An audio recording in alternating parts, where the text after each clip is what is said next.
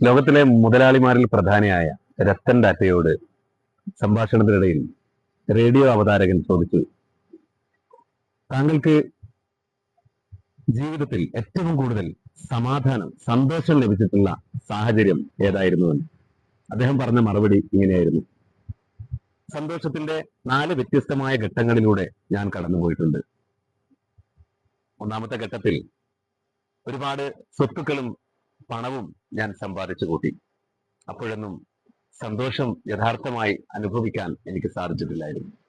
രണ്ടാമത്തെ ഘട്ടത്തിൽ വിലപിടിപ്പുള്ള ഒരുപാട് ആഡംബര വസ്തുക്കൾ ഞാൻ ശേഖരിച്ച് കൂട്ടാൻ തുടങ്ങി. എന്നിട്ടും ഞാൻ ഉദ്ദേശിച്ച ആ ഒരു സന്തോഷം എന്നെ തേടിയെത്തിയില്ല. മൂന്നാമത്തെ ഘട്ടത്തിൽ ഞാൻ ഈ ലോകത്തിലെ തന്നെ ഏറ്റവും വലിയ കമ്പനിയുടെ മുതലാളിയായി മാറി.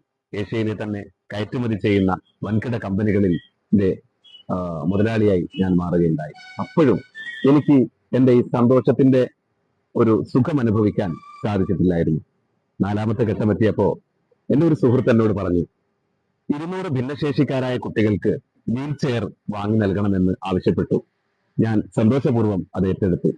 വീൽ ചെയർ വാങ്ങി നൽകിയാൽ മാത്രം പോരാ, ആ ഒരു ചടങ്ങിൽ ആ കുട്ടികൾക്ക് വീൽ ചെയർ താങ്കളുടെ കൈകൾ കൊണ്ട് തന്നെ സമ്മാനിക്കണമെന്ന് എന്നോട് നിർബന്ധം പിടിച്ചു.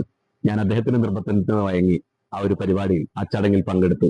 ചടങ്ങിൽ പങ്കെടുത്ത് കുട്ടികളുടെ കൈകളിലേക്ക് ഓരോ വീൽ ചെയറും ഞാൻ സമ്മാനിച്ചു തുടങ്ങിയപ്പോൾ അവരുടെ മുഖത്ത് കാണുന്ന പ്രസന്നമായ ഒരു പുഞ്ചിരിയും സന്തോഷവും, അവരുടെ കണ്ണുകളിൽ തിളങ്ങി നിൽക്കുന്ന സന്തോഷത്തിന്റെ ഒരു വല്ലാത്ത ഒരു ലോകത്തേക്ക് എന്നെ കൂട്ടിക്കൊണ്ടുപോയി. ആ സന്തോഷം എന്നിലേക്ക് ഇൻസ്പിറേഷനായി ഞാനും ആ ഒരു നിമിഷത്തിൽ ഒരുപാട് സന്തോഷം അനുഭവിക്കാൻ തുടങ്ങി. ഈ ചടങ്ങ് കഴിഞ്ഞ് ഞാൻ മടങ്ങി പോകാൻ സമയമെടുക്കുമ്പോ ഒരു കുട്ടി കൂട്ടത്തിൽ നിന്നും എന്റെ കാലിൽ മുറുക്കെ പിടിച്ചുകൊണ്ട് എന്റെ കണ്ണുകളിലേക്ക് ഉറച്ചു നോക്കിക്കൊണ്ടിരുന്നു. ആ കുട്ടിയോട് വാത്സല്യത്തോടെ ഞാൻ ചോദിച്ചു, മകന് ഇനി വേറെ എന്തെങ്കിലും ആവശ്യമുണ്ടോ? പക്ഷെ ആ കുട്ടി പറഞ്ഞു, വേണ്ട സാർ, എനിക്ക് സാറിന്റെ മുഖം മനസ്സിലെന്നും ഓർമ്മയോടെ സൂക്ഷിച്ചു വെക്കണം.